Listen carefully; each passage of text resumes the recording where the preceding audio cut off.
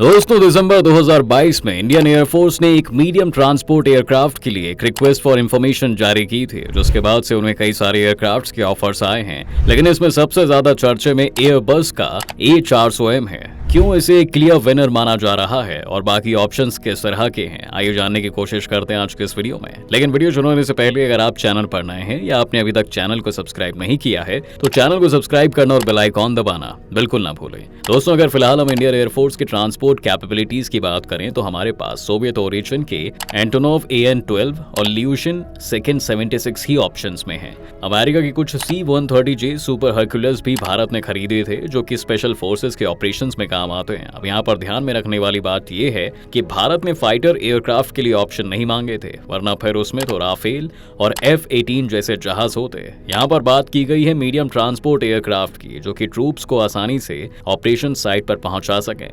इस कैटेगरी में जो 4 ऑप्शंस एयरफोर्स को पिच किए गए हैं वो है यूरोपियन कंपनी एयरबस का A400M aircraft, Japanese company Kawasaki का C2 एयरक्राफ्ट, अमेरिका का C-130J सुपर हरक्यूलिस और ब्राजीलियन कंपनी एम्ब्रेर का C-390 मिलीनियम। इससे पहले कि हम जानें कि एयरबस को यहाँ विनर क्यों माना जा रहा है, आइए एक बार इन चारों एयरक्राफ्ट के बीच के फर्क को देखते हैं। दोस्तों, अगर एयरबस A400M की बात की जाए तो ये एयरक्राफ्ट 2013 में इंट्रोड्यूस हुआ था और इसकी कैरिंग कैपेसिटी 37 टन है। इस वक्त अगर इंडियन आर्मी की रिक्वायरमेंट्स की बात की जाए तो उन्होंने 18 से 30 टन कैपेसिटी के बीच के 40, 60 और 80 एयरक्राफ्ट के बैचेस के हिसाब से प्रपोजल्स मांगे हैं। एयरबस की कैपेसिटी ऑलरेडी हमारी रिक्वायरमेंट से ज्यादा की है और इसकी स्पीड भी 780 किलोमीटर प्रति घंटे की है। इस एयरक्राफ्ट की फुल कैपेसिटी वेट होने पर भी रेंज 3300 किलोमीटर तक है और इसकी सर्विस सीलिंग यानी कितना ऊपर ये उड़ सकता है वो 12,200 मीटर है। इस एयरक्राफ्ट को ऑलरेडी फ्रांस, जर्मनी, स्पेन और यूके जैसे देशों की एयरफोर्सेज इस्तेमाल कर रही हैं। इसका प्राइस 2021 में $141 मिलियन कैलकुलेट किया गया था।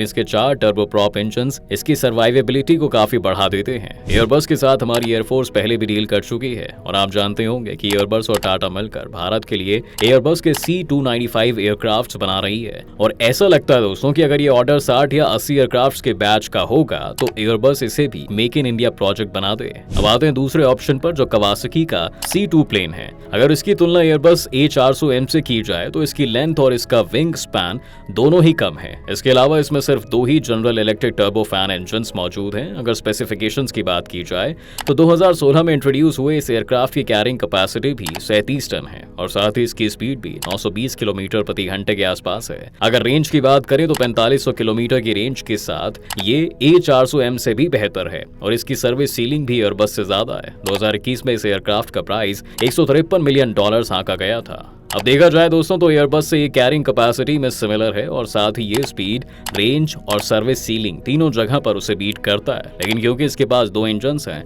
जो कि उनकी पावर भी दर्शाता है, इसलिए थोड़ा ज्यादा अनरिलायबल हो जाता है। जबकि A400M अपने 4 इंजन्स के कारण ज्यादा सर्वाइवेबिलिटी रखता है। इसके अलावा कॉस्ट में भी ये एयरक्राफ्ट ज्यादा है और पर यूनिट कॉस्ट में इतने कवासाकी प्लेन्स लेना बहुत सेंस नहीं बना रहा था। जो तीसरा ऑप्शन इंडियन एयरफोर्स के पास है दोस्तों, वो है अमेरिकन कंपनी लॉकहीड मार्टिन का C-130J सुपर हरक्यूलिस।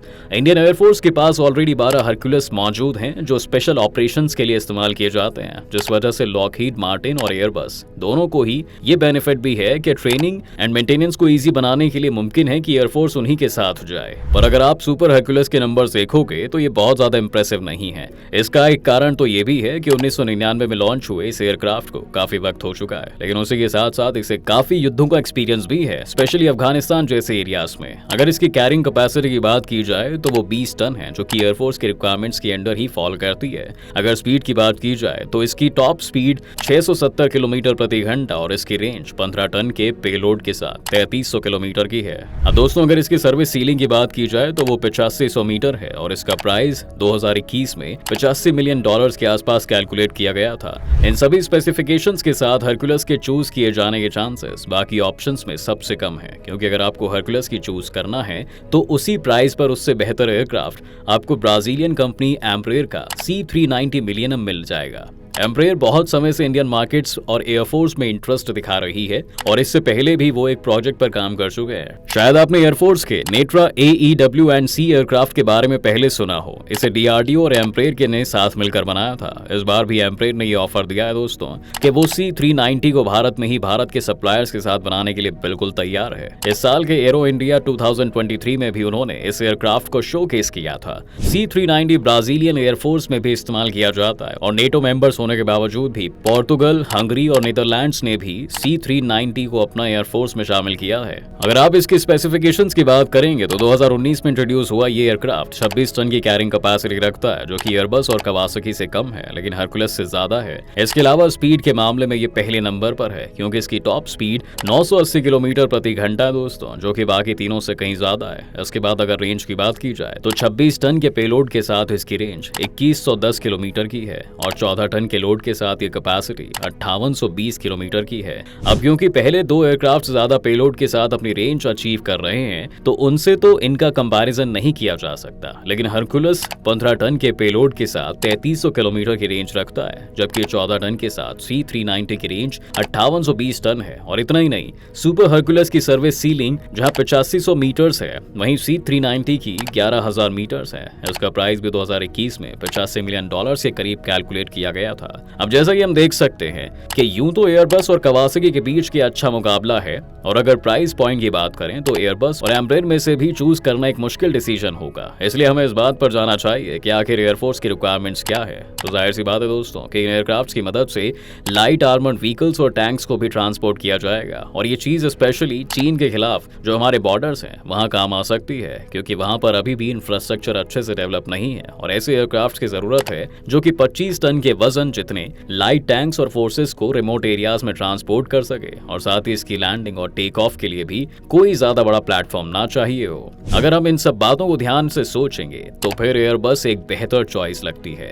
एयरबस के साथ एक फायदा ये भी दोस्तों कि वो एक यूरोपियन कंपनी है, जिस वजह से वो ज्यादा रेंज के कस्टमर्स को सर्व करती है और वो भारत में मैन्युफैक्चरिंग के लिए तैयार भी है। अमेरिकन कंपनीज के साथ अभी ये प्रॉब्लम है कि अगर वो मैन्युफैक्चरिंग के लिए तैयार हो भी जाए तो फिर भी वो की कंपोनेंट्स और टेक्नोलॉजी का एक्सेस हमें नहीं देते, जबकि यूरोप से इस मामले में डील कर पाना ज्यादा आसान है। यूरोप में वैसे भी नेट जीरो कार्बन एमिशंस और ग्रीन एनर्जी की बात हो रही है, जिस वजह से आज ज्यादातर यूरोप डी इंडस्ट्रियलाइज हो रहा है। ऐसे समय में अगर भारत वहां की कंपनीज को अपने यहाँ पर मैन्युफैक्चरिंग की अपॉर्चुनिटी दे सकता है तो मुमकिन है दोस्तों कि वो लोग यहाँ प्रोड्यूस करके एक्सपोर्ट भी करना शुरू कर दें, या फिर भारत के फ्यूचर डिफेंस एक्सपोर्ट्स इससे बढ़ जाएं। सितंबर 2022 में भी रक्षा मंत्रालय ने एक 21,935 करोड़ की एक डील एयरबस और स्पेन SA के साथ की थी, जो कि 56 C295 MW एयरक्राफ्ट की थी, और इसकी फाइनल असेंबली लाइन टाटा और एयरबस ने गुजरात के वडोदरा में लगाई है। इस पार्टनरशिप को मजबूत करके भारत अपने लिए एक ऐसा पार्टनर ढूंढना चाह रहा है जो कि सीक्रेसी ना रखे और ना ही किसी सेल्समैन की तरह उन्हें हथियार बेचने की कोशिश करे, बल्कि इस समय भारत का फोकस ये है कि अपने